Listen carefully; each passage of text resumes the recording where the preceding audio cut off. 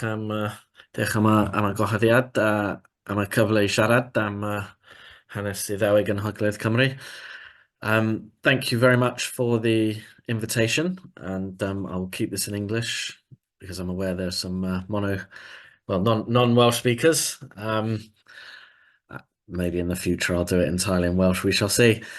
And yeah, just as you can see, strategically placed is the day job products.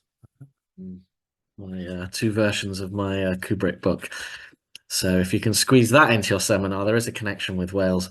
I would happily talk about Stanley Kubrick, but that's not what you're here for. And also, thank you for bearing with me, because this is the third go. The first date of this seminar occurred during UCU strikes. The second date, I taught exactly at this time all last semester. And so, but here we are. So what's the expression about third time lucky? So I'll just share my PowerPoint. If I could get a nod that's thumbs up. Well, the thumbnails are showing. Yeah, there we go. Yep. Yeah, great. Thumbs up. Diolch yn fawr. Okay, great. Diolch. So I will rush through this because I suppose we have to finish by 6. So I'll try and rush through this. I can go as long or short as you want.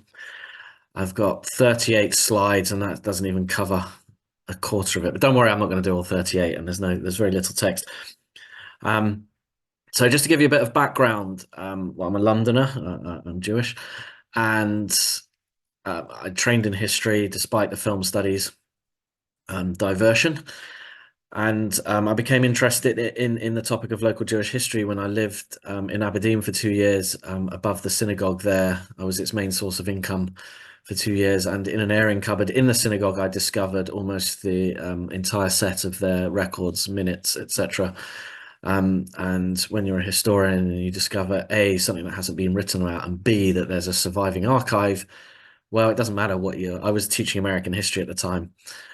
You've got to go do it. So I spent 2 years in Scotland and working on the small communities out with, as they say up there, of Glasgow and Edinburgh. And then moved to Wales in 2006 and discovered that, just as in Scotland, the small communities of North Wales hadn't been written about. So in Scotland, the most of the historiography, most of the writing was on Edinburgh and Glasgow. And in Wales, it was on South Wales, with a particular emphasis on Cardiff and Swansea, and some of the valleys communities. So with that in mind, from about 2007 onwards, I set about looking into this and developing various initiatives to, I realise I've called this Mapping North Wales Jewish History, but to capture, preserve, map, and disseminate North Wales Jewish history. So a lot of the research until recently I haven't done myself, others have. What I've been doing is kind of packaging it in a popular form, which I'll talk about at the end, and trying to disseminate much more widely. And I'll say here, what's been really interesting about doing this work is I come here as, I don't know, after 17 and a half years, if I'm still an outsider, probably am, but I'm asked if I will support Wales in the football. And to which I respond, well, I've been here X amount of years. Do I get to naturalize? Depending on how long the pause is between the answer to my question and me asking a question is the answer to the question of whether I support Wales. But the interesting thing is, as an outsider, someone's come from London and moved up here. My interest is in the Jewish history of North Wales. But what I've learned is that this is the history of the people who live in places like Bangor or Llandudno, regardless of whether they're Jewish or not. Like, they knew these people, they mixed, the people I'll talk about, they mixed with them. And I think that's a really fascinating intersection, is that intersection between what I see as Jewish history and what they see as living memory. And so that's been one of the enjoyable things about the project, is when you bring this out to people, it brings them, it brings it alive because they remember it. So, well, just to give a bit of prehistory, I will talk about this chap in the picture. When does the history of the Jews in North Wales begin? Well, we're not 100% sure, but I'm going to throw a suggestion out there, which is this camp in Carnarvon, in Saguntium, as the Romans called it, was built 72, 73 in the Common Era, which you'll probably call AD. I will call the Common Era, and which is a couple of years after the revolt in the Roman province of Judea. It's possible that there was a Jewish soldier in the Roman army at this time. Probably unlikely, but you know, we don't know for certain. But one of the interesting connections is the discovery of this this amulet at Saguntium. So whilst it's written in Greek characters, it's a Hebrew.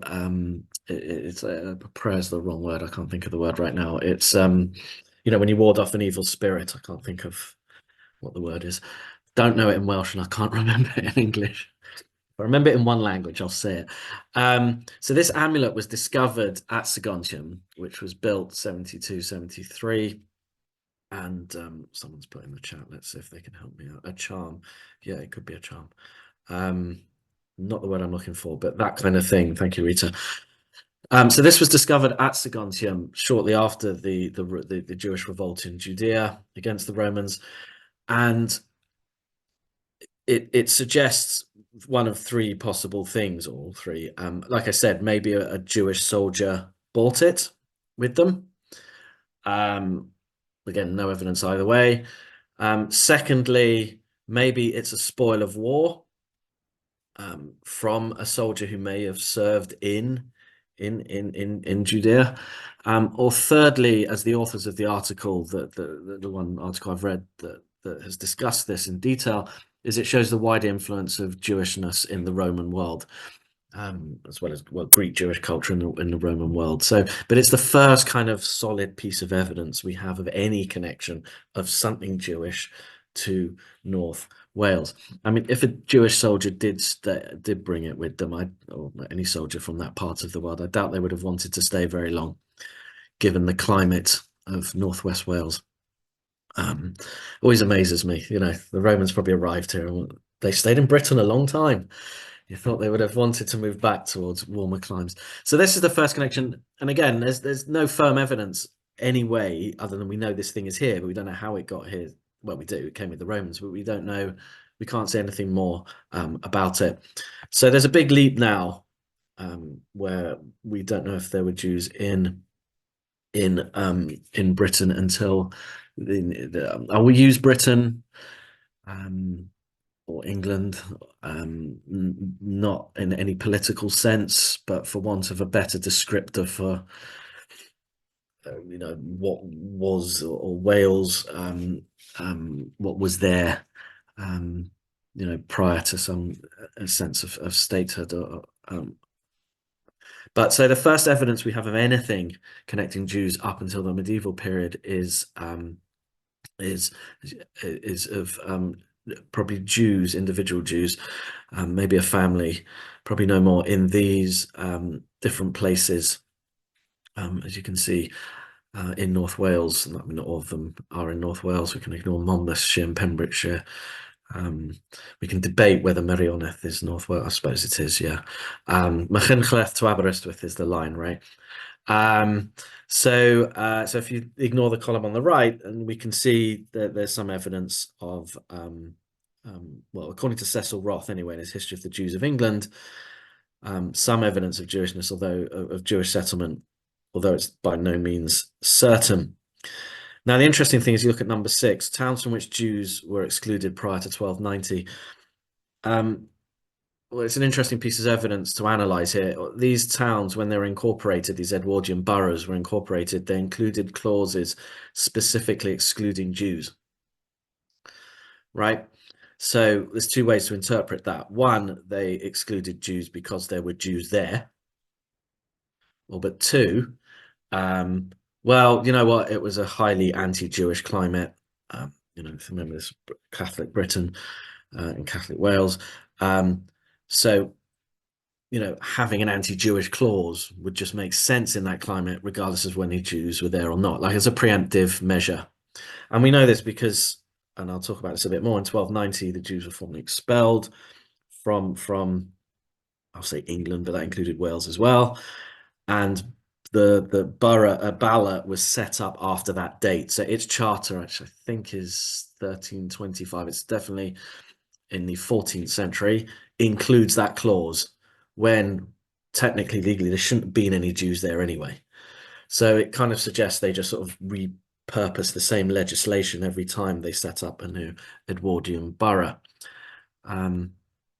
But as you might have noticed, the keen eye amongst you, and if we look at this map here, this is Martin Gilbert's maps of Jewish history, and you look, I mean, you can see it's very interesting where the settlement is in England. It's a sort of southeast and east, in places we don't think of anymore as being big centres like Northampton or Norwich. But as you can see, settlement in the west, Jewish settlement in the west of varying density. You can't really make up the map very well, but the coloured dots show the level of density. But you can see that they're not entirely black dots on the left there in northwest Wales, indicating it was probably a person or a family. Again, this is all supposition. But if we look, each of those places is connected to where one of the castles were built by Edward I during his campaign, his Iron Ring of castles to encircle Snowdonia.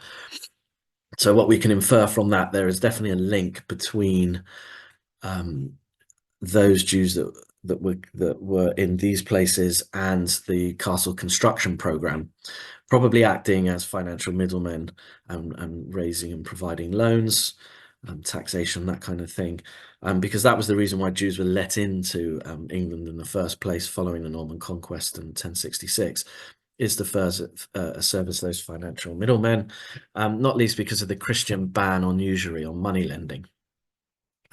So Jews could do that job. Eventually, the ban on Christian usury was lifted, and the Jews became much less useful to the crown. And having fleeced them extensively anyway, the last thing that Edward could expropriate was their property, because that's something they can't take with them. And it's also convenient that if you take the people who are recording the debts and kick them out, then well, the debts can miraculously disappear as well. It also appeases popular anti-Jewish sentiment. So whilst we can see there's some evidence, well, at least according to Cecil Roth, of a Jewish connection with Northwest Wales, it ends abruptly by 1290. And then, as I said, even though Bala's incorporated after that date, they include an anti-Jewish clause. So I suppose we can infer from those anti-Jewish clauses it's not necessary because there were Jews there, but they just, well, in case there might be one. So there's no kind of, if there are Jews trickling in and out of Wales, it's a possibility. Some have suggested that.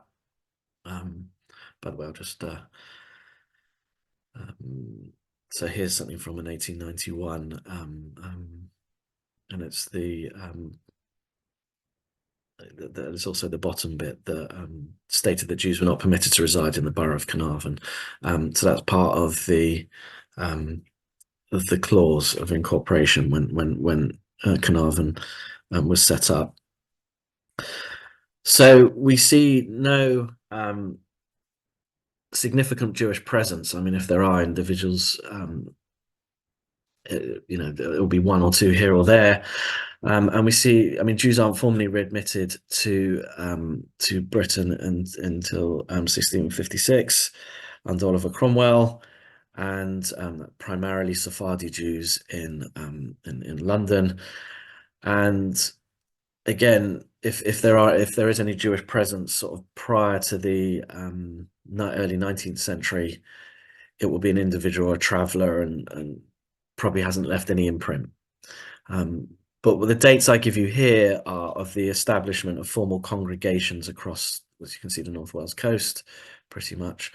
I've put them in date order.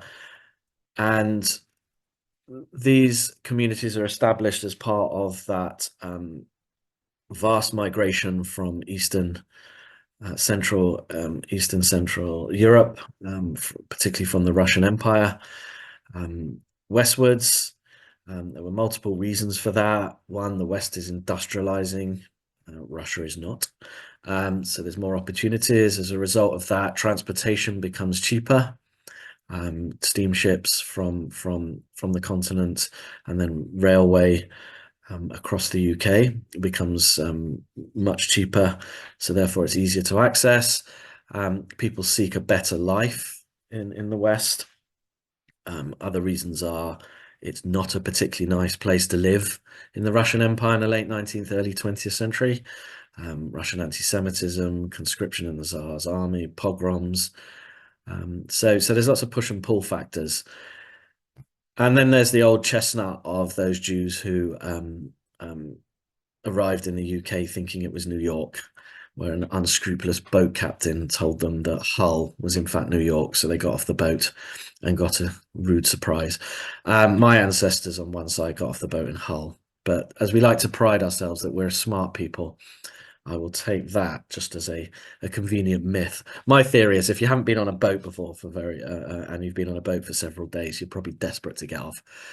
Just the 2 hours to Dublin can be rough, let alone the however long the journey was from, say, Riga in Latvia to Hull. So this is the formal establishment of the communities. The kind of outliers there are, so the mass immigration is between the 1880s and 1905, when the Aliens Act puts a stop to Jewish immigration. Deliberately, the Aliens Act was designed to keep Jews out. Llandudno is formed by Jews moving, well, they were already in Llandudno, but then the Wartskis from Bangor moved there and helped to set up that community. And Colwyn Bay is really as a result of World War II and evacuees and others who moved up to North Wales during World War II. So basically, the bulk of Jewish immigration, I mean, we do see it in the early 19th century. There's, in Bangor, for example, those various watchmakers, probably of a German background, who move here in the 30s and 40s and 50s. But really, you can see the bulk of the immigration would be the 80s. Because it takes roughly 10 to 15 years for enough density to form for a synagogue to be established. Because you need enough people for it to be quorat in Jewish terms, so it's 10 Jewish men over the age of 13, but also to have enough money to hire a building and kit it out appropriately. So what brought these Jews here? If we just take a map, it's easier to go back to this map for a second. If you think that Jews all come in on the east coast of the UK, ports like Leith in Edinburgh, Hull in England, London, and then they will exit via a west coast port, or they might go via Southampton. But if you're coming in at Hull, you're going to transmigrate across and leave, say, via Liverpool.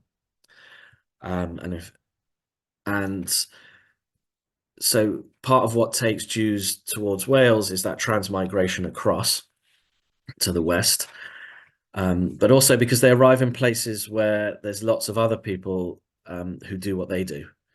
So there's lots of competition. So Jews might transmigrate across to Liverpool, thinking they're going to leave, at least giving themselves the option to leave, set up business in Liverpool, find there's loads of other people who do what they do, and then think, well, I'm going to go peddle in the countryside. So they might begin peddling in the Welsh countryside from Liverpool, going out westwards, and then returning home for the Sabbath on Friday night and all of Saturday. And after a while, that becomes annoying. And when they've accumulated enough capital, they'll set up shop in one of these communities. And that's typically the story we see with many Jews. They start off as peddlers, the Wartskis, the Polakoffs, prominent examples, and then they set up shops, and from there conduct business. And then when there's enough people have joined, often people they know, family members, a community will be formally established. And whilst I've put that there's these communities, obviously there's Jews all across the northwest coast, all in between as there still are today. But this is where there was a synagogue. And these are some of the other communities, and there were far more than this, particularly in the valleys, because in the valleys you needed one. There might be a synagogue only a mile apart, but there was a jolly big mountain in between that you didn't want to walk up and down on the Sabbath and then back again.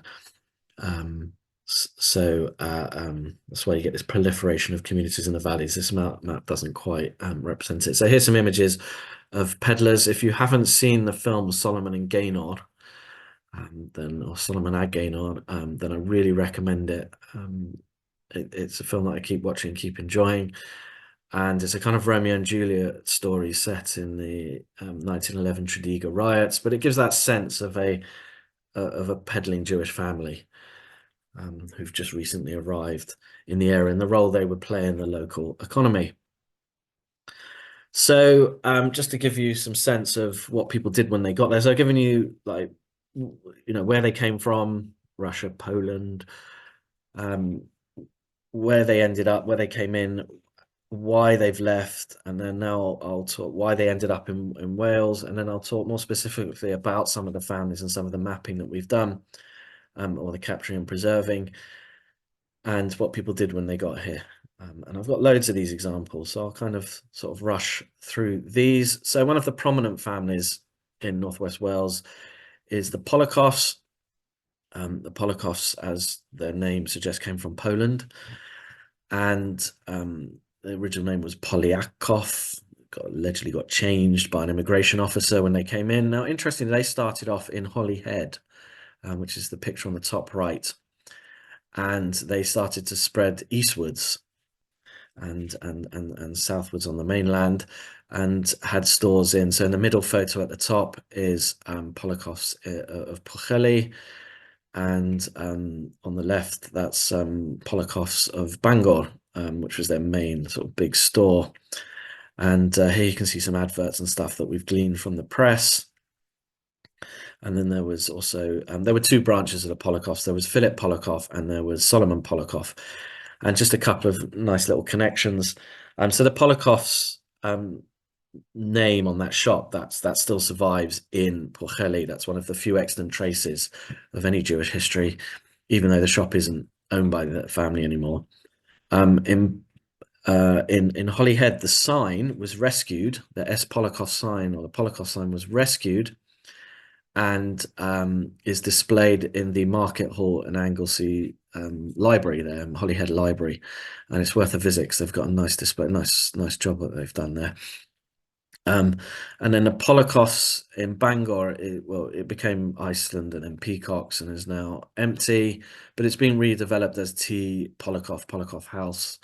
But they own the building next door still. There's an empty building called Wardrobe, and that's still owned by members of the Polakov family. But one of the other things they did was Philip was a Freemason, and whenever one of the other Masons, who was a bank manager, told them that a shop was coming up for foreclosure, the Polakovs would nip in and establish kind of what we would call a pop-up today across the Llyn Peninsula, and selling china to rich farmers who wanted to display their wealth. So you understand how they did it. Just here in the middle here is Philip's Philip's passport, his Russian passport, which is on display in Storio in Bangor. And here you can just see some other adverts from the time. So they become one of the big Jewish families with a big footprint, not just in Jewish life, helping to set up synagogues in Bangor and Llandudno, but amongst general sort of Welsh life across Northwest Wales. This is the Polakos house today in Carnarvon, with Min Manton. Interesting that his granddaughter went on to work on the Enigma project, helping to decode the German encrypted messages during World War II. But that's a whole other story. The other big family we have in Bangor and Llandudno are the Wartskis. So the Wartskis, again from Poland. Morris Wartsky starts off peddling. As the story goes, he's crossing the Menai Bridge and he's offered a lift in a carriage, and he gets into a long conversation with the occupant of the carriage, and he's dropped off in Bangor, and the man leaves a card with him and says, if you ever need anything, get in touch. And it turns out that the man was the Marquis of Anglesey. Marquis, I forget how to pronounce that word. The Paget one, the one who liked all the jewellery. And he helped Wartsky get started at 21 High Street in Bangor, which, for those of you who know, Bangor is opposite Lidl today. And his shop, so I'll go right back to the beginning, is this one here. So that's Morris in front of his shop in about 1895, not 1865 as you might read. And there's his shop, and I think there's loads to take in from this picture. At first, you just sort of look at it and think shop. There's loads to take in. So, for example, shop on the ground floor, living quarters upstairs. That's where Bangor's first synagogue also was. And well, they moved out eventually into bigger premises. But what I really like, if you look to the right there, and bottom right, you can see his bicycle chained to the railings. Well, eventually that morphed into a Rolls Royce. So he went from a humble walking peddler to a cycling shopkeeping jeweler to a chauffeur-driven Rolls Royce entrepreneur. So it was a really interesting trajectory. I mean, at first I didn't even think about that, and then when you start to study these pictures in more detail, stuff leaps out at you. So as I flip back, so here's the Wartskys. This thing's in the way. I just want to move the toolbar. Right. So there's just various things I've put here. There's the Wartsky Jewellery Store, and they become very famous because they also establish jewellery stores in Llandudno. They get a rich clientele, including royalty, but Ian Fleming. Ian Fleming puts the managing director of Wartsky's, Kenneth Snowman, in Property of a Lady. When that gets adapted into Octopussy, though, Kenneth Snowman gets edited out. On the left, top left, I'll just go through it. On the top left is what was known as Wartsky Square. Because Wartsky's fashion store, which is bottom right, is opened. For those of you who know, it was Debenhams in Bangor. It was Relics. It's now empty.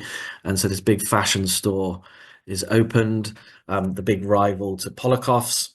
The way I've heard it described as if you went to Polakoff's for your Sunday for your everyday stuff. You went to Wartsky's for your Sunday best. And you can hear that on the left there, bottom left, is an advert for Wartsky's by the cathedral. So there's the jewellery stores, and jewellery stores are open further down the high street to the left of this picture on the bottom right. But at one point, Isidore Wartsky, Morris's son, owns not only Wartsky's, but across the road in this picture top left, but the Castle Hotel. So this is the old marketplace in Bangor that was in one of the earlier pictures. And this gets renamed Wartsky Square. I mean, not officially, but by the local residents. And Isidore Wartsky becomes the first Jewish mayor in Wales. And I do have a little video, I won't play it now, of Morris Wartsky visiting one of the 3 diamond factories that were established in Bangor during World War II. And that was another reason why Jews came to Bangor. Bangor was considered safe during World War II. So the diamond cutting industries were relocated,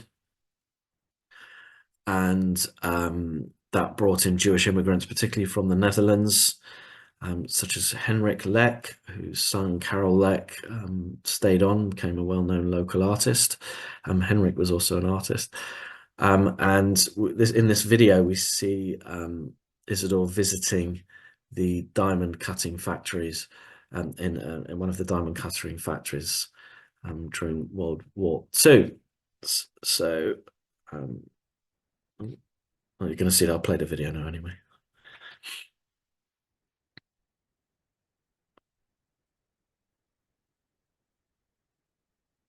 So I don't know how many of these workers were Jewish, but some of them certainly were. And this was considered essential to the war industry and to the war effort, diamond cutting for precision armament making. So they got exported to the US as part of the Lend-Lease agreement. And here we should see the mayor in this video. So there were three. One's above Burton's. There he is. One's above. Sorry, come here. I have a dog who wants attention. She's heckling me. Oh. So just quickly, one of the other reasons that brought people to Northwest Wales are academics and students. There's been a long history of students and academics, of which I'm not the only one. I'm not even the latest one. Have brought Jewish people to Northwest Wales, to Bangor. Just pick up. There's David Crystal there, and this started fairly early on when the university. It's the 140th anniversary of the university this year, so it's founded in 1883, and fairly early on there was a connection between the Jewish community and the university. So, for example, the rabbi of the synagogue was hired to teach Hebrew in the Department of Semitic Languages that was established when the university was set up.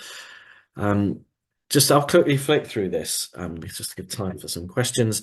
So there were 3 synagogue locations in Bangor, and the first one, top right, Morris Wartsky's synagogue. Above Morris Wartsky's shop was some rooms. When they outgrew that, they moved for the bulk of their life to these bottom 2 pictures. These are the Arvonia buildings.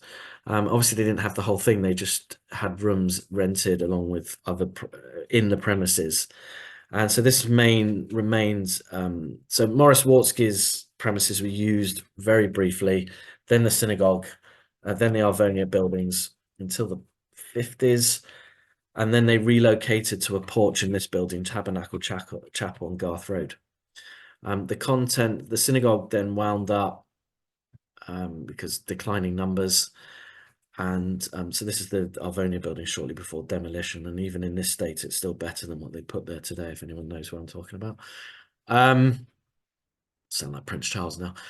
King Charles even. Shows my age. And the contents of the synagogue were then given to Manchester Jewish Museum, and then they were given back to Gwynedd Council. They're held in storage in Storiel, and early next year, I believe we're getting it out and displaying the synagogue, which will be the first time it's happened it happened long before I got here. So just moving quickly to Llandudno, the Jewish connections of Llandudno are as a holiday destination. Obviously, the Queen of Welsh resorts has attracted many people and has attracted Jews as well. And right, I'm just gonna have to get this dog's ball. Sorry, you never allow for these things, otherwise she'll bark through the whole presentation.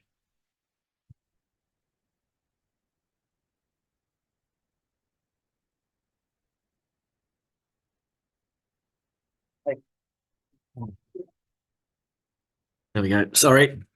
It's one of the things when you live in a semi-rural area, you've got to have an animal.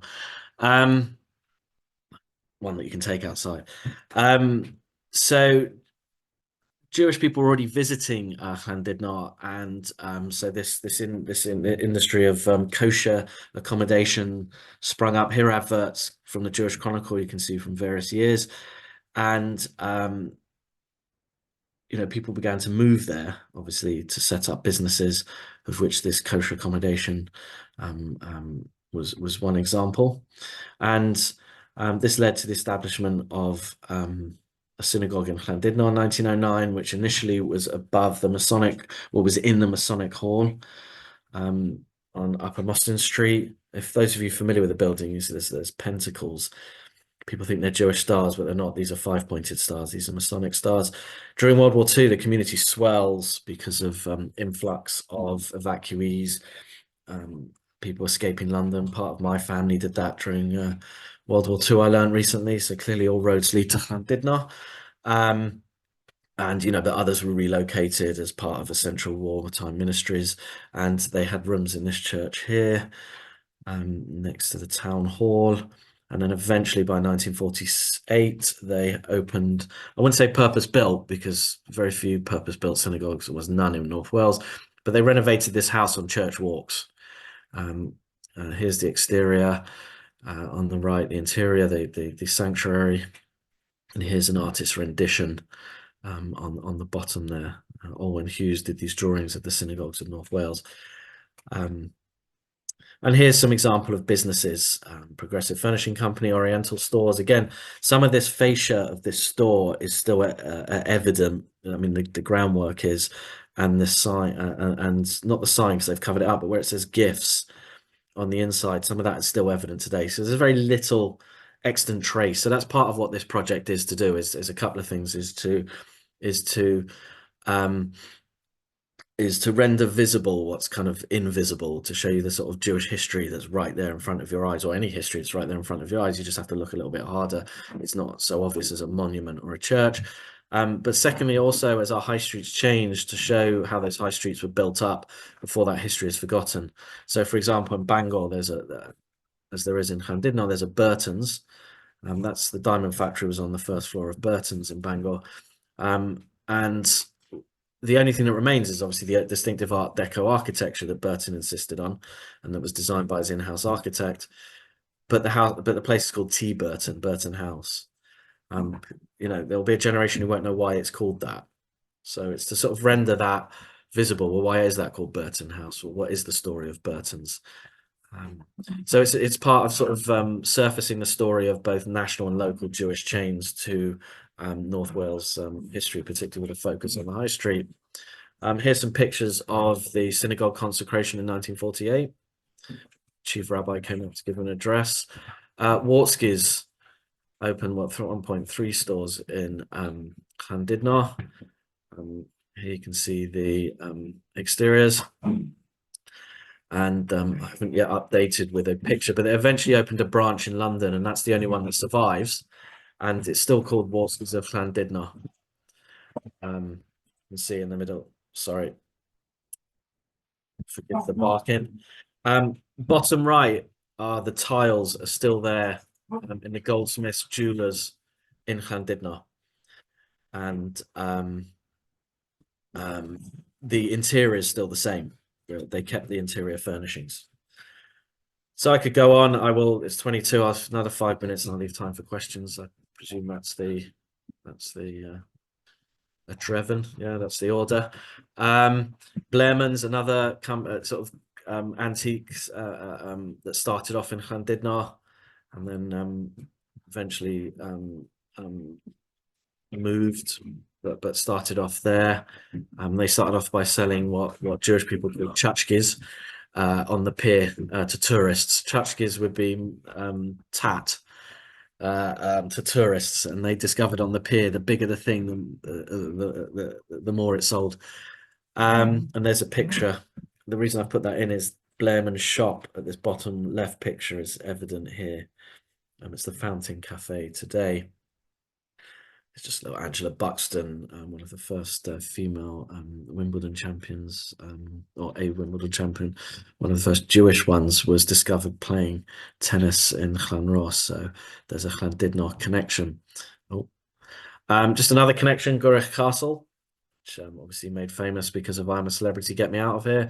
But between 1939 and 1941 was one of the largest and most important training centres for religious Zionist Jews who wanted to go and live in Israel on a kibbutz, and they spent their time working in the local farms of Abergele, and they were there for 2 years.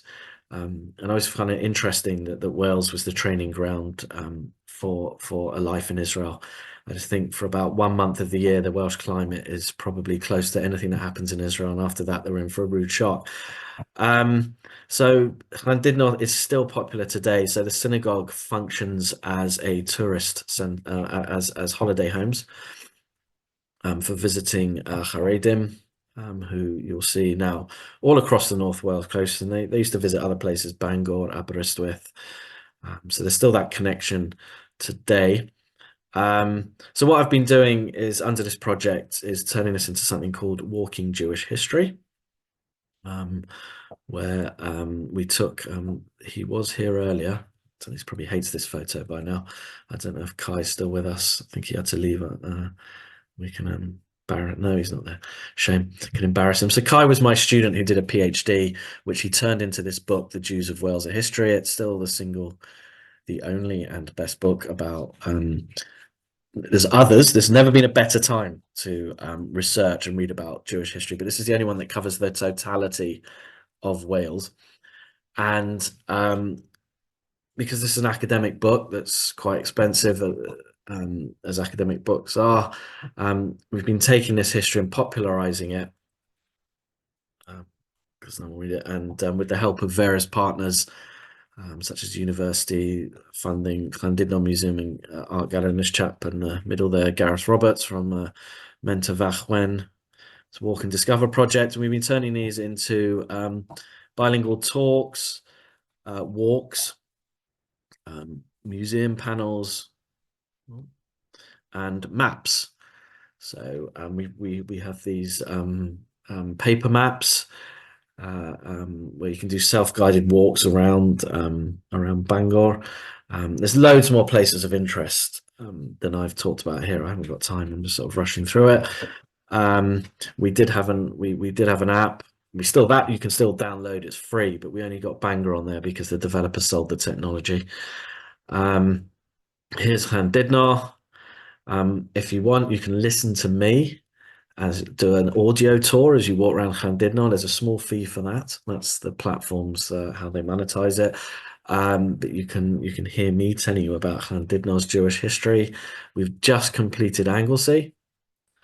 That map's available. So we've done Bangor, Llandudno, Anglesey. We're working on Colwyn Bay at the moment. These are just some extra images. And because I gave a talk for the Carnarvon Historical Society, what I did was pull out some images from Carnarvon's history. So obviously David Lloyd George, he was the lawyer for the Wartsky family. Had a who's the size of the Wartsky family probably helped him to get elected when he got elected for the borough of Carnarvon. And if we think of the Balfour Declaration, well, it might be called the Balfour Declaration, but it really was the Lloyd George Declaration. So that was really pushed by him. And there's interesting relationship between Lloyd George. So this is in the Mice, in Early Mice in Carnarvon. This is an example of a Jewish photographer coming to the area outside of a community. Joseph Kingley, he comes in the 1860s, sets up a business there, and these are some of his becomes a sort of well-known photographer. Here's a connection with the Kinder transport during World War II. This chap, Robert Borger, this family in Carnarvon answered the ad that you see on the left, and that saved his life, and he spent some years in Carnarvon. And there's just lots of interesting things. Like here's a little quirk from Carnarvon of two Jewish graves. Well, they're not Jewish, but there's a Star of David on the right one, but nothing points to this being Jewish. And on the left, David Baum suggests a Jewish name, but when I looked into that again, the evidence didn't really confirm that he would have been. It suggested the opposite. So there we go. There we go on time. Diolch am y gwahoddiad am y cyfle I siarad am hanes Iddewig yn Hyglydd Cymru. Thank you very much for the invitation, and I'll keep this in English because I'm aware there's some non-Welsh speakers. Maybe in the future I'll do it entirely in Welsh. We shall see. And yeah, just as you can see, strategically placed is the day job products. My two versions of my Kubrick book. So if you can squeeze that into your seminar, there is a connection with Wales. I would happily talk about Stanley Kubrick, but that's not what you're here for. And also, thank you for bearing with me, because this is the third go. The first date of the seminar occurred during UCU strikes. The second date, I taught exactly at this time all last semester. And so, but here we are. So what's the expression about third time lucky. So I'll just share my PowerPoint. If I could get a nod that's thumbs up. Well, the thumbnails are showing. Yeah, there we go. Yep. Yeah, great. Thumbs up. Diolch yn fawr. Okay, great. Diolch. So I will rush through this because I suppose we have to finish by 6. So I'll try and rush through this. I can go as long or short as you want. I've got 38 slides and that doesn't even cover a quarter of it. But don't worry, I'm not going to do all 38 and there's very little text.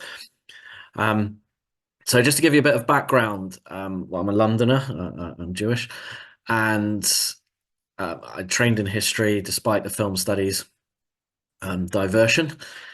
And I became interested in the topic of local Jewish history when I lived in Aberdeen for 2 years above the synagogue there. I was its main source of income for 2 years. And in an airing cupboard in the synagogue, I discovered almost the entire set of their records, minutes, etc. And when you're a historian and you discover A, something that hasn't been written about, and B, that there's a surviving archive, well, it doesn't matter what I was teaching American history at the time. You've got to go do it. So I spent 2 years in Scotland and working on the small communities out with, as they say up there, of Glasgow and Edinburgh. And then moved to Wales in 2006 and discovered that just as in Scotland, the small communities of North Wales hadn't been written about. So in Scotland, the most of the historiography, most of the writing was on Edinburgh and Glasgow.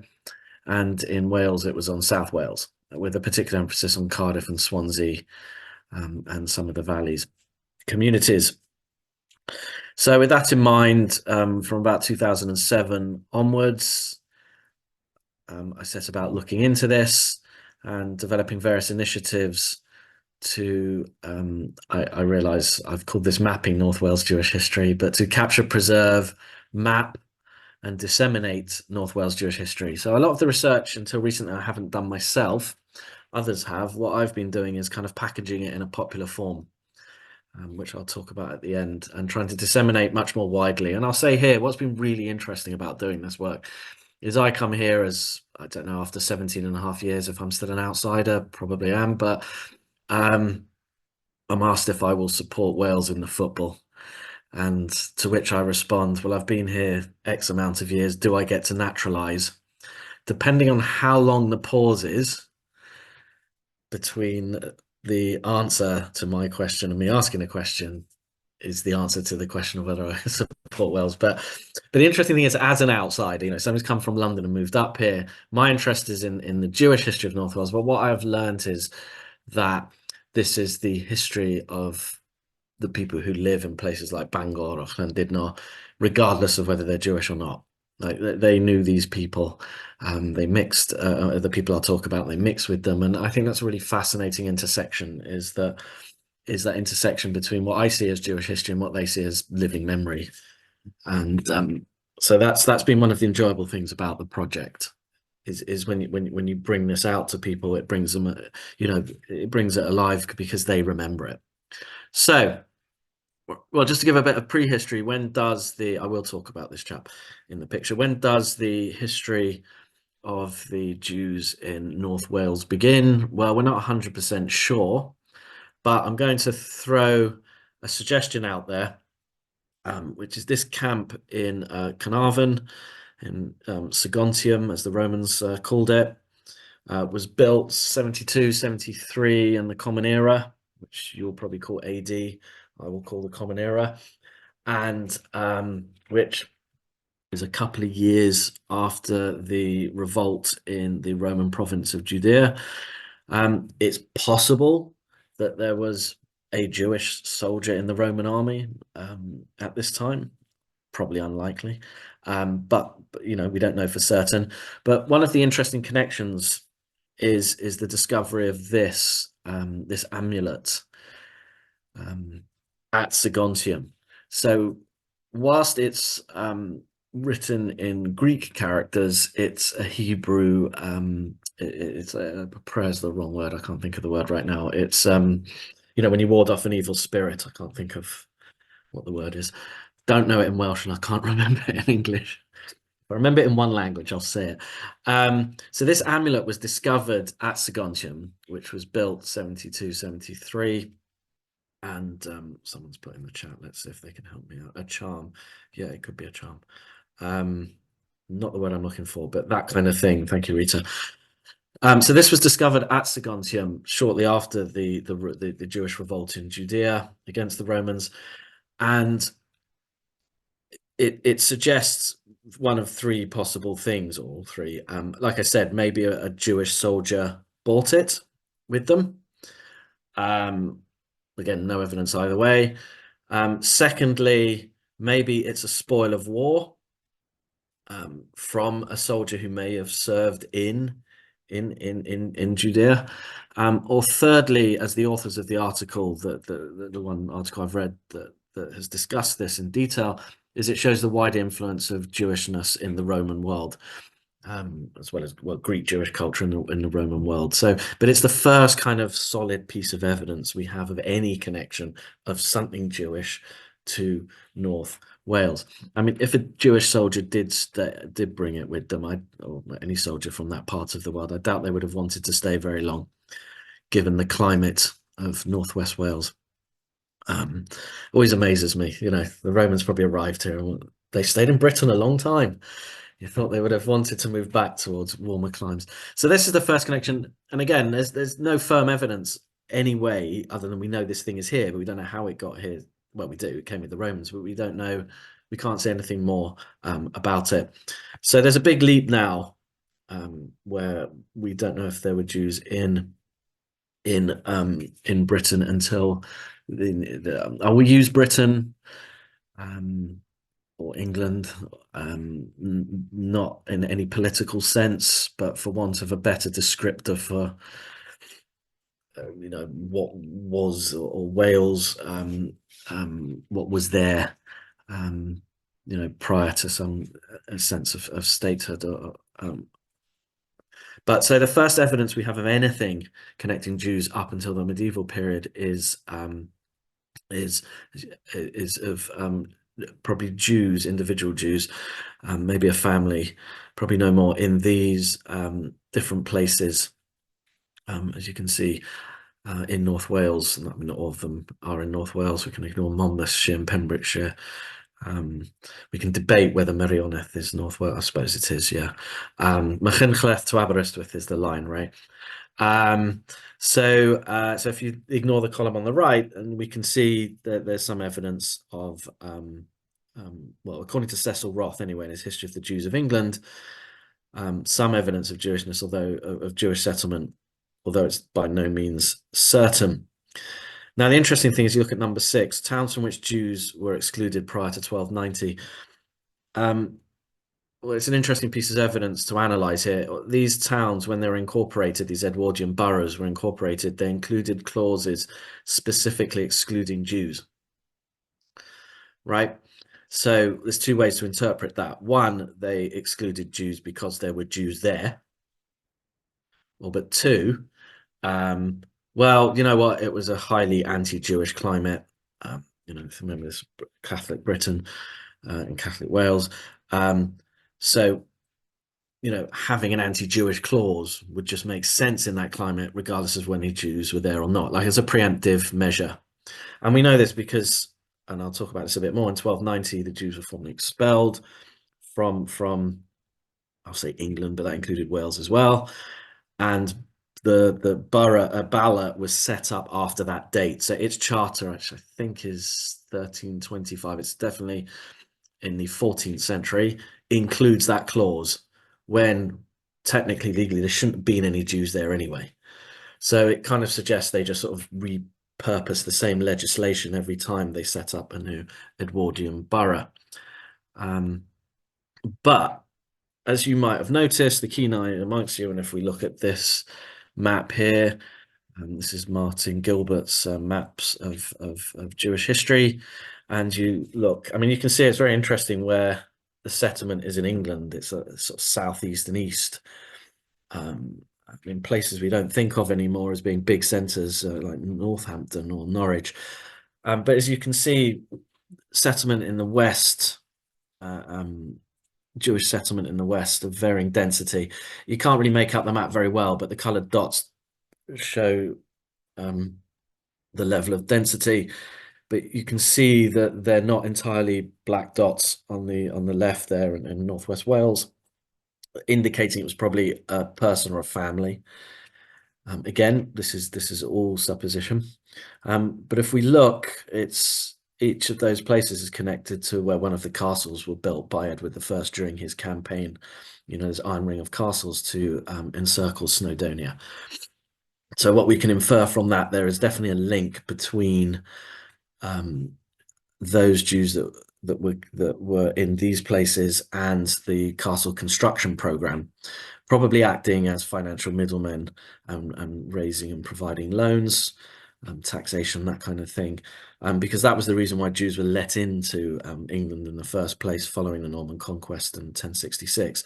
Is the first serve as those financial middlemen, not least because of the Christian ban on usury, on money lending. So Jews could do that job. Eventually, the ban on Christian usury was lifted, and the Jews became much less useful to the crown. And having fleeced them extensively anyway, the last thing that Edward could expropriate was their property, because that's something they can't take with them. And it's also convenient that if you take the people who are recording the debts and kick them out, then well, the debts can miraculously disappear as well. It also appeases popular anti-Jewish sentiment. So whilst we can see there's some evidence, well, at least according to Cecil Roth, of a Jewish connection with Northwest Wales, it ends abruptly by 1290. And then, as I said, even though Balor's incorporated after that date, they include an anti-Jewish clause. So I suppose we can infer from those anti-Jewish clauses, it's not necessary because there were Jews there, but they just, well, you know, in case there might be one. So there's no kind of, if there are Jews trickling in and out of Wales, it's a possibility, and some have suggested that. By the way, I'll just so here's something from an 1891, and it's there's also the bottom bit that stated that Jews were not permitted to reside in the borough of Carnarvon. So that's part of the clause of incorporation when Carnarvon was set up. So we see no significant Jewish presence. I mean, if there are individuals, you know, there will be one or two here or there. And we see, I mean, Jews aren't formally readmitted to Britain until 1656 under Oliver Cromwell, and primarily Sephardi Jews in London. And again, if there is any Jewish presence sort of prior to the early 19th century, it will be an individual or a traveller, and probably hasn't left any imprint. But the dates I give you here are of the establishment of formal congregations across, as you can see, the North Wales coast, pretty much. I've put them in date order, and these communities are established as part of that vast migration from Eastern Central Europe, particularly from the Russian Empire, westwards. There were multiple reasons for that. One, the West is industrializing, Russia is not. So there's more opportunities. As a result of that, transportation becomes cheaper. Steamships from the continent, and then railway across the UK becomes much cheaper. So therefore it's easier to access. People seek a better life in the West. Other reasons are it's not a particularly nice place to live in the Russian Empire in the late 19th, early 20th century. Russian anti-Semitism, conscription in the Tsar's army, pogroms.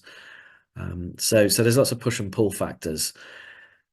And then there's the old chestnut of those Jews who arrived in the UK thinking it was New York, where an unscrupulous boat captain told them that Hull was in fact New York, so they got off the boat and got a rude surprise. My ancestors on one side got off the boat in Hull, but as we like to pride ourselves that we're smart people, I will take that just as a convenient myth. My theory is if you haven't been on a boat before and you've been on a boat for several days, you're probably desperate to get off. Just the 2 hours to Dublin can be rough, let alone the however long the journey was from, say, Riga in Latvia to Hull.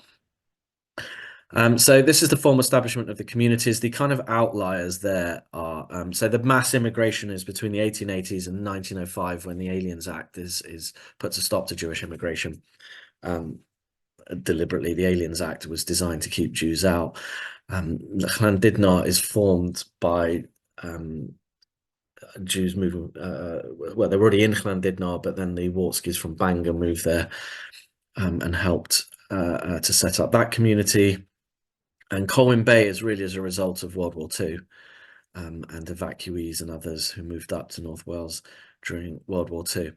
So basically, the bulk of Jewish immigration, I mean, we do see it in the early 19th century. There's, Bangor, for example, those various watchmakers, probably have a German background who move here in the 30s and 40s and 50s. But really, you can see the bulk of the immigration would be the 80s. Because it takes roughly 10 to 15 years for enough density to form for a synagogue to be established. Because you need enough people for it to be Korah in Jewish terms, so it's 10 Jewish men over the age of 13, but also to have enough money to hire a building and kit it out appropriately. So what brought these Jews here? If we just take a map, it's easier to go back to this map for a second. If you think that Jews all come in on the east coast of the UK, ports like Leith in Edinburgh, Hull in England, London, and then they will exit via a west coast port, or they might go via Southampton. But if you're coming in at Hull, you're going to transmigrate across and leave, say, via Liverpool. So part of what takes Jews towards Wales is that transmigration across to the west, but also because they arrive in places where there's lots of other people who do what they do. So there's lots of competition. So Jews might transmigrate across to Liverpool, thinking they're going to leave, at least giving themselves the option to leave, set up business in Liverpool, find there's loads of other people who do what they do, and then think, well, I'm going to go peddle in the countryside. So they might begin peddling in the Welsh countryside from Liverpool, going out westwards, and then returning home for the Sabbath on Friday night and all of Saturday. And after a while, that becomes annoying. And when they've accumulated enough capital, they'll set up shop in one of these communities.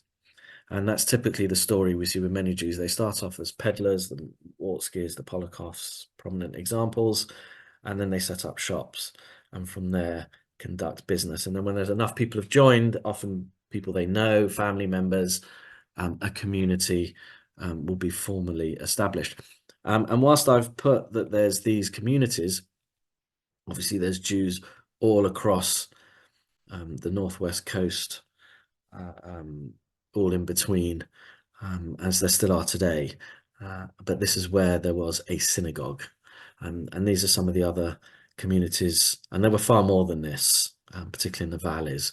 Because in the valleys, you needed one. There might be a synagogue only a mile apart, but there was a jolly big mountain in between that you didn't want to walk up and down on the Sabbath and then back again. So that's why you get this proliferation of communities in the valleys. This map doesn't quite represent it. So here's some images of peddlers. If you haven't seen the film Solomon and Gaynor, or Solomon Ag Gaynor, then I really recommend it. It's a film that I keep watching, keep enjoying. And it's a kind of Romeo and Juliet story set in the 1911 Tredegar riots, but it gives that sense of a peddling Jewish family who've just recently arrived in the area and the role they would play in the local economy. So just to give you some sense of what people did when they got there. So I've given you like, where they came from, Russia, Poland, um, where they ended up, where they came in, why they've left, and then now I'll talk why they ended up in Wales, and then I'll talk more specifically about some of the families and some of the mapping that we've done, or the capturing and preserving, and what people did when they got here. And I've got loads of these examples, so I'll kind of sort of rush through these. So one of the prominent families in Northwest Wales is the Poliakoffs. The Poliakoffs, as their name suggests, came from Poland, and the original name was Polyakov. Allegedly got changed by an immigration officer when they came in. Now, interestingly, they started off in Holyhead, which is the picture on the top right, and they started to spread eastwards and southwards on the mainland, and had stores in. So in the middle photo at the top is Poliakoffs of Pwllheli, and on the left that's Poliakoffs of Bangor, which was their main sort of big store. And here you can see some adverts and stuff that we've gleaned from the press. And then there was also there were two branches of the Poliakoffs. There was Philip Poliakoff and there was Solomon Poliakoff, and just a couple of nice little connections.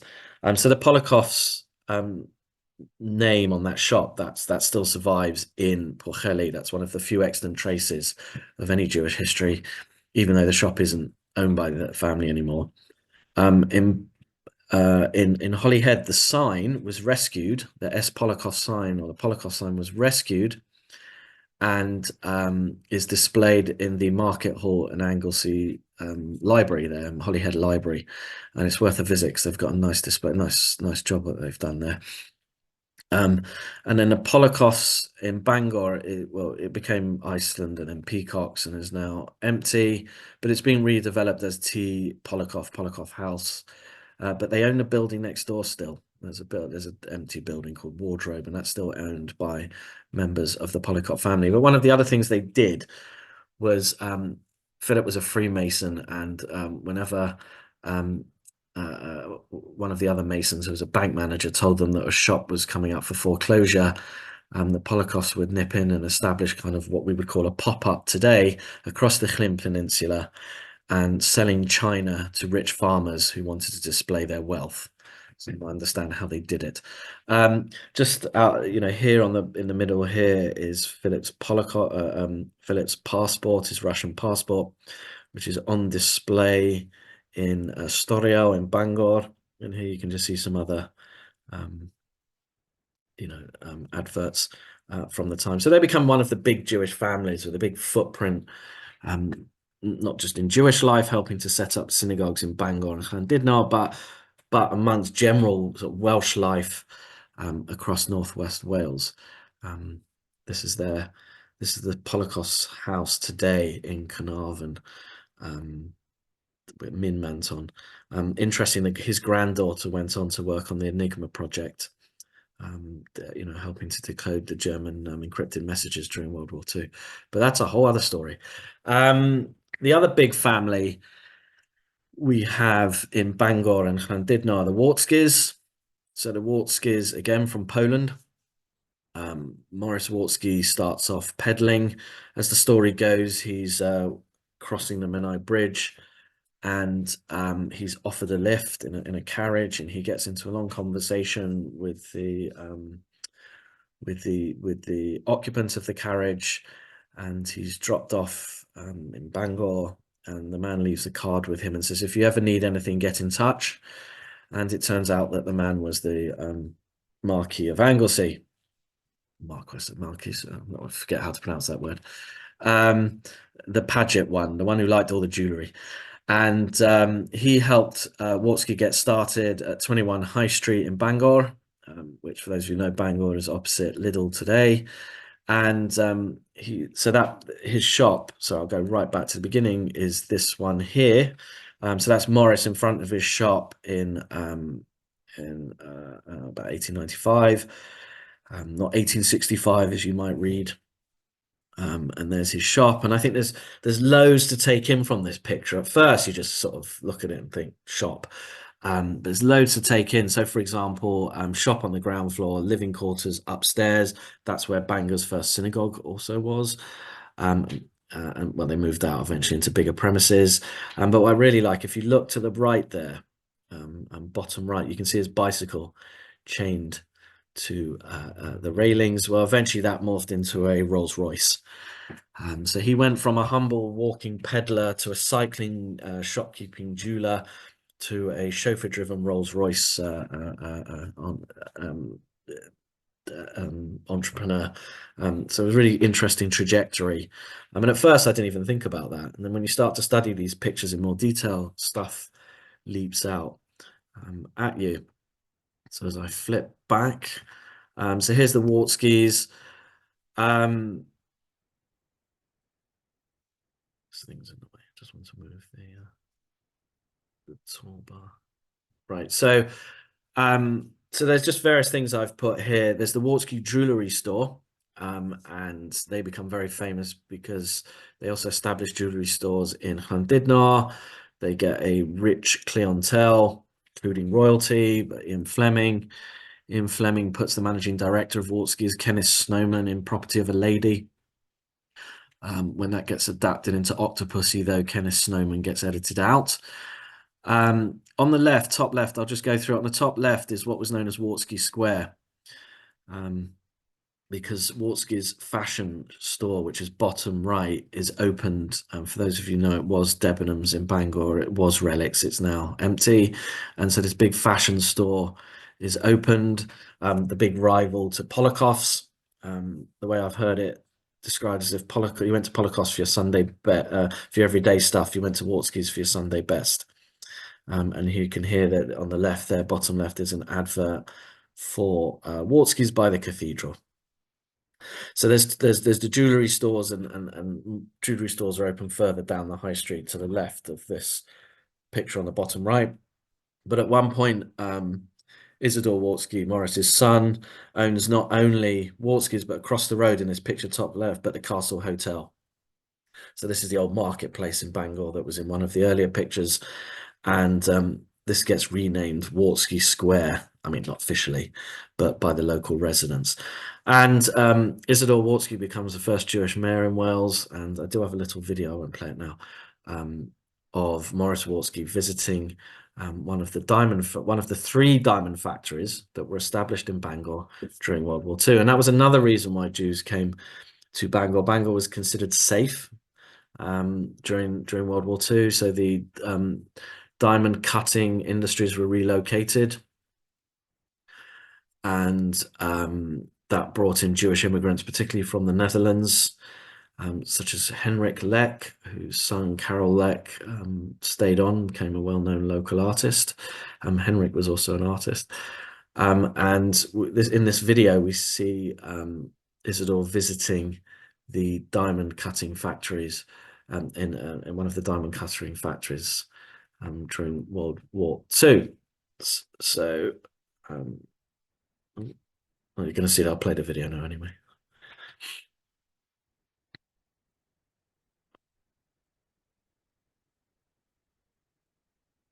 So I don't know how many of these workers were Jewish, but some of them certainly were. And this was considered essential to the war industry and to the war effort, diamond cutting for precision armament making. So they got exported to the US as part of the Lend-Lease agreement. And here we should see the mayor in this video. So there were three. One's above Burton's. There he is. One's above. Sorry, come here. I have a dog who wants attention. She's heckling me. Oh. So just quickly, one of the other reasons that brought people to Northwest Wales are academics and students. There's been a long history of students and academics, of which I'm not the only one. I'm not even the latest one. Have brought Jewish people to Northwest Wales, to Bangor, and just pick up. There's David Crystal there, this started fairly early on when the university. It's the 140th anniversary of the university this year, so it's founded in 1883, and fairly early on there was a connection between the Jewish community and the university. So, for example, the rabbi of the synagogue was hired to teach Hebrew in the Department of Semitic Languages that was established when the university was set up. I'll quickly flick through this just to give time for some questions. So there were 3 synagogue locations in Bangor, and the first one, top right, Morris Wartsky's synagogue. Above Morris Wartsky's shop was some rooms. When they outgrew that, they moved for the bulk of their life to these bottom 2 pictures. These are the Arvonia buildings. Obviously, they didn't have the whole thing. They just had rooms rented along with other in the premises. And so this remains. So Morris Wartsky's premises were used very briefly, then the synagogue, then the Arvonia buildings until the 50s. And then they relocated to a porch in this building, Tabernacle Chapel on Garth Road. The synagogue then wound up because declining numbers. And so this is the Arvonia building shortly before demolition. And even in this state, it's still better than what they put there today, if anyone knows what I'm talking about. Sound like Prince Charles now, King Charles even. Shows my age. And the contents of the synagogue were then given to Manchester Jewish Museum, and then they were given back to Gwynedd Council. They're held in storage in Storiel, and early next year, I believe we're getting it out and displaying the synagogue, which will be the first time it's happened well, it happened long before I got here. So just moving quickly to Llandudno, the Jewish connections of Llandudno are as a holiday destination. Obviously, the Queen of Welsh resorts has attracted many people and have attracted Jews as well. And right, I'm just gonna have to get this dog's ball. Sorry, you never allow for these things, otherwise she'll bark through the whole presentation.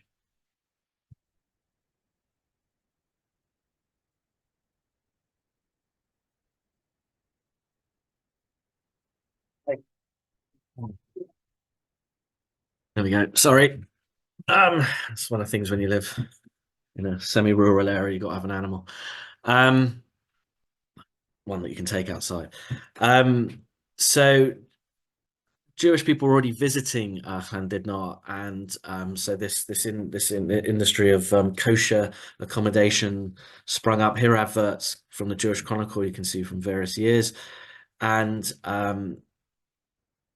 people began to move there, obviously, to set up businesses, of which this kosher accommodation was one example. And this led to the establishment of a synagogue in Llandudno in 1909, which initially was above the Masonic, or was in the Masonic Hall on Upper Mostyn Street. If those of you familiar with the building, you see there's pentacles. People think they're Jewish stars, but they're not. These are 5-pointed stars. These are Masonic stars. During World War II, the community swells because of influx of evacuees, people escaping London. Part of my family did that during World War II, I learned recently. So clearly all roads lead to Llandudno. And, but others were relocated as part of the Central Wartime Ministries. And they had rooms in this church here, next to the town hall. And then eventually by 1948, they opened, I wouldn't say purpose-built, because very few purpose-built synagogues, there was none in North Wales, but they renovated this house on Church Walks. Here's the exterior, on the right, the interior, the sanctuary, and here's an artist's rendition on the bottom there. Olwen Hughes did these drawings of the synagogues of North Wales. And here's some example of businesses: Progressive Furnishing Company, Oriental Stores. Again, some of this fascia of this store is still evident. I mean, the groundwork is, and the sign, and not the sign because they've covered it up, but where it says gifts on the inside, some of that is still evident today. So there's very little extant trace. So that's part of what this project is to do. Is a couple of things. Is to render visible what's kind of invisible, to show you the sort of Jewish history that's right there in front of your eyes, or any history that's right there in front of your eyes. You just have to look a little bit harder. It's not so obvious as a monument or a church. But secondly, also as our high streets changed, to show how those high streets were built up before that history is forgotten. So, for example, in Bangor, as there is in Llandudno, there's a Burton's. That's the diamond factory was on the first floor of Burton's in Bangor. And the only thing that remains is obviously the distinctive Art Deco architecture that Burton insisted on, and that was designed by his in-house architect. But the place is called T. Burton House. There'll be a generation who won't know why it's called that. So it's to sort of render that visible. Well, why is that called Burton House? Well, what is the story of Burton's? So it's part of sort of surfacing the story of both national and local Jewish chains to North Wales history, particularly with a focus on the High Street. Here's some pictures of the synagogue consecration in 1948. Chief Rabbi came up to give an address. Wartski's opened at one point 3 stores in Llandudno. Here you can see the exteriors. And I haven't yet updated with a picture, but they eventually opened a branch in London, and that's the only one that survives. And it's still called Wartski's of Llandudno. You can see in the middle, sorry, forgive the barking. Bottom right are the tiles are still there in the goldsmiths, jewelers in Llandudno. And the interior is still the same. They kept the interior furnishings. So I could go on. I will. It's 22. I've another 5 minutes, and I'll leave time for questions. I presume that's the a Treven. Yeah, that's the order. Blairman's another sort of antiques that started off in Llandudno, and then eventually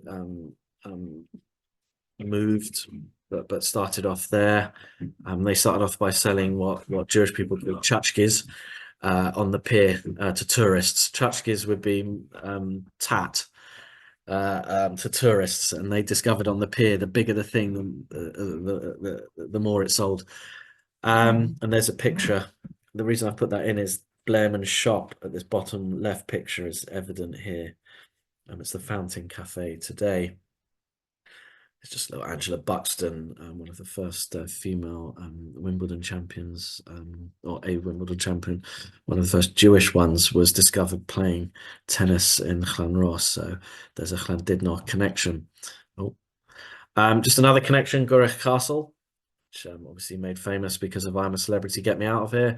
But between 1939 and 1941 was one of the largest and most important training centres for religious Zionist Jews who wanted to go and live in Israel on a kibbutz, and they spent their time working in the local farms of Abergele, and they were there for 2 years. And I always found it interesting that Wales was the training ground for a life in Israel. I just think for about 1 month of the year, the Welsh climate is probably close to anything that happens in Israel, and after that, they're in for a rude shock. So Llandudno is still popular today. So the synagogue functions as a tourist as holiday homes for visiting Haredim, who you'll see now all across the North Wales coast, and they used to visit other places, Bangor, Aberystwyth. So there's still that connection today. So what I've been doing is, under this project, is turning this into something called Walking Jewish History, where we took, he was here earlier, so he probably hates this photo by now. I don't know if Kai's still with us. I think he had to leave. We can no, he's not there. Shame, can embarrass him. So Kai was my student who did a PhD, which he turned into this book, The Jews of Wales: A History. It's still the only and best book about there's others. There's never been a better time to research and read about Jewish history, but this is the only one that covers the totality of Wales. And because this is an academic book that's quite expensive, as academic books are, we've been taking this history and popularizing it, because I'll read it, and with the help of various partners, such as university funding, Llandudno Museum and Art Gallery, and this chap in the middle there, Gareth Roberts from Menta Fach Wen. It's a Walk and Discover project, and we've been turning these into bilingual talks, walks, museum panels, and maps. So we have these paper maps where you can do self-guided walks around Bangor. There's loads more places of interest than I've talked about here. I haven't got time. I'm just sort of rushing through it. We did have an app. You can still download. It's free, but we only got Bangor on there because the developer sold the technology. Here's Llandudno. If you want, you can listen to me do an audio tour as you walk around Llandudno. There's a small fee for that. That's the platforms how they monetize it. But you can hear me telling you about Llandudno's Jewish history. We've just completed Anglesey. That map's available. So we've done Bangor, Llandudno, Anglesey. We're working on Colwyn Bay at the moment. These are just some extra images. And because I gave a talk for the Carnarvon Historical Society, what I did was pull out some images from Carnarvon's history. So obviously David Lloyd George, he was the lawyer for the Wartsky family. Had a who's the size of the Wartsky family probably helped him to get elected when he got elected for the borough of Carnarvon. And if we think of the Balfour Declaration, well, it might be called the Balfour Declaration, but it really was the Lloyd George Declaration. So that was really pushed by him. And there's an interesting relationship between Lloyd George. So this is in the Mice, in Mice in Carnarvon. This is an example of a Jewish photographer coming to the area outside of a community. Joseph Kingney, he comes in the 1860s, sets up a business there, and these are some of his free, becomes a sort of well-known photographer. Here's a connection with the Kinder transport during World War II. This chap, Robert Borger, this family in Carnarvon answered the ad that you see on the left, and that saved his life, and he spent some years in Carnarvon. And there's just lots of interesting things. Like here's a little quirk from Carnarvon of two Jewish graves. Well, they're not Jewish, but there's a Star of David on the right one, but nothing points to this being Jewish. And on the left, David Baum suggests a Jewish name, but when I looked into that again, the evidence didn't really confirm that he would have been. It suggested the opposite. So there we go. There we go on time.